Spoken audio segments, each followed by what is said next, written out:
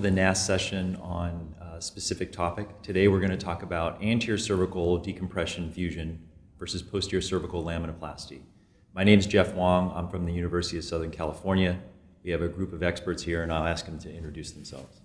My name is Raymond from University of Southern California as well. John Franz from West Virginia University. Sheeraz Qureshi from Mount Sinai in New York. Now, obviously, every patient is going to be different. Not everyone is going to come down to whether you can do an anterior cervical approach versus a posterior cervical laminoplasty. But let's just start with the perfect patient that you could have this decision-making tree sort of in your armamentarium. Ray, what is the perfect patient that you would be considering this choice between a posterior cervical laminoplasty versus an anterior cervical approach? Sure. So I'm a great proponent of laminoplasty. I believe it's a very powerful technique. My ideal patient is going to be someone who has a component of congenital stenosis, at least multi-level of stenosis, that would require larger surgery from the front. So by doing a multi-level decompression with a laminoplasty in a well-aligned patient with minimal neck pain, I think that's the ideal. From the front, I tend to think of it as a alignment correction as well as smaller level. And those are kind of the broad categories I group them into. Sure. John, anything to add to that? What is your perfect patient where you're kind of making this decision? No, I think anytime we can preserve motion, it's ideal. And so the multi-level procedure, if I can do that from the back of the laminoplasty, I like it. If they have focal disease 1 to 2 levels, particularly if it's at all kyphotic, I think that's where the anterior procedure is most ideal. Yeah. Sheeraz, anything to add to that? Yeah, I would agree with what you guys said. I think in my practice, I tend to also think a little bit about neck pain. And if if there is a major component of neck pain in the case, then I'll tend to lean more towards an anterior fusion type of operation as opposed to a motion preserving operation. Sure. Now, what if a patient fits this criteria? And John, if we can direct this towards you, a patient fits the criteria, or that we just kind of spoke about. But what is the patient that makes you say, no, this is probably not a candidate for one versus the other? Any like red flags that you look for where you say, no, I got to pick one, or one's clearly a better choice in my mind? Yeah. I think when we started to get into the kyphotic patient, either a dynamic or a static kyphosis, we have to start to lean to the front, and really particularly the fixed kyphosis patient.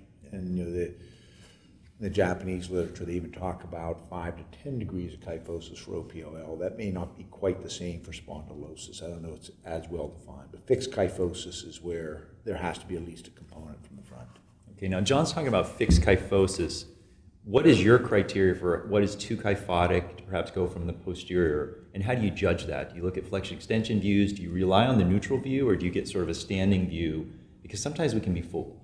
Yeah, no, you're absolutely right. So I don't just rely on the neutral view. I get sort of standing x-rays even on my cervical patients, and I like to see when they extend if they're restoring their lordosis.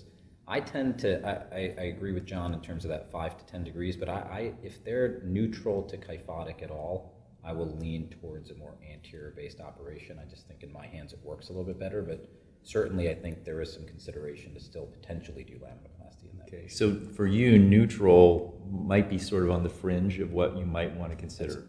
That's my personal preference. Yeah. Now he brought up a great point about alignment, Ray, and I know you do a lot of sort of deformity surgeries, including cervical.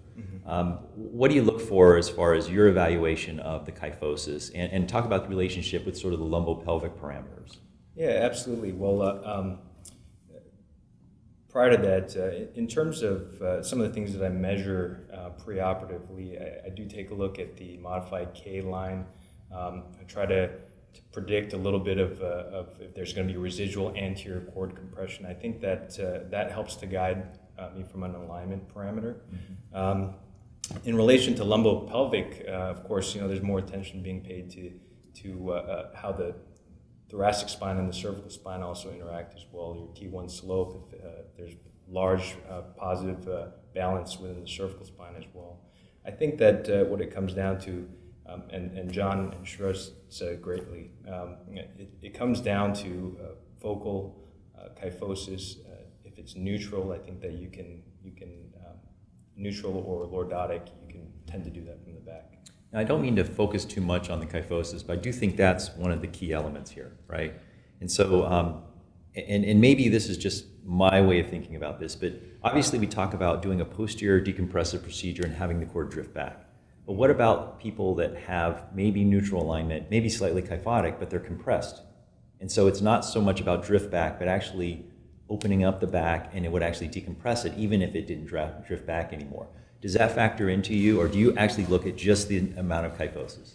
No, I think you can just decompress the patient, and you don't need a lot of drift back necessarily. It doesn't have to bowstring across there. Okay.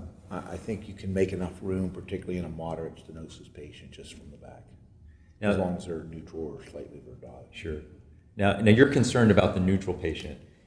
Is that because you think in neutral you're not going to get much drift back, or are you concerned? Because some people are talking about you lose some of the lordosis postoperatively. Yeah. So we have to think about a little bit further down the line. Yeah, I found in my experience in the neutral patient, oftentimes the point of compression is coming from ventral, whether it be an osteophyte or whether it be a disc herniation, and you don't get that float back. You're maintaining movement in this neutral to, over time now, turning into a kyphotic posture that the spinal cord continues to drape over that point of compression, and I just worry that in the long run, are we saving anything by doing the laminoplasty in that type of a patient?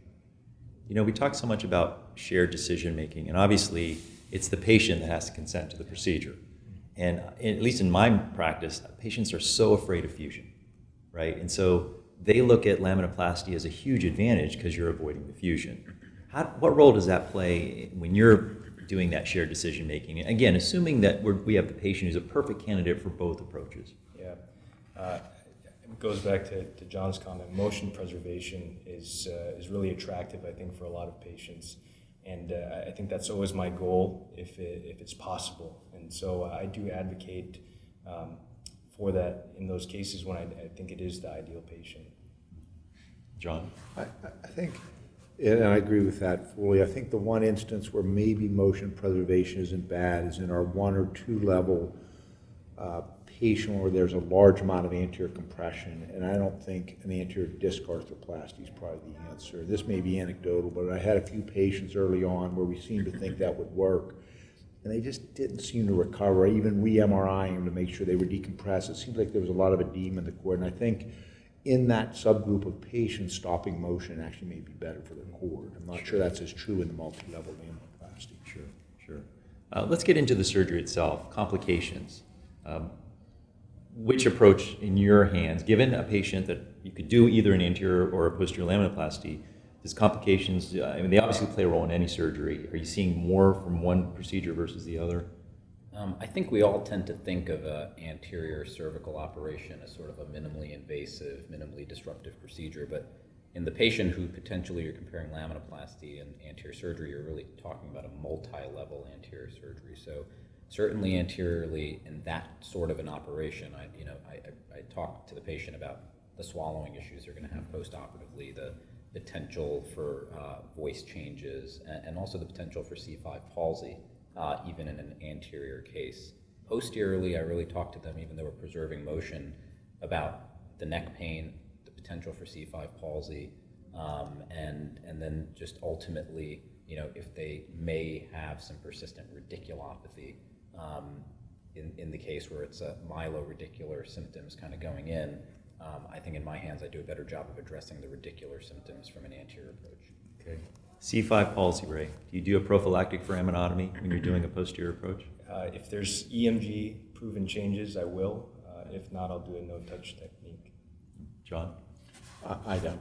I don't do it. I actually did a few. I had one C5 palsy when I was doing them, and I'm not sure I created it during the laminoplasty or if it was the drift back, but I quit doing it shortly after and have not since. Yeah. Well, I think that covers some of the major points regarding this topic. Obviously, there are a lot of points we haven't been able to cover. I'd love to have more time to get in depth. I really thank all of you guys for coming here and giving your opinions. And thank the audience for listening.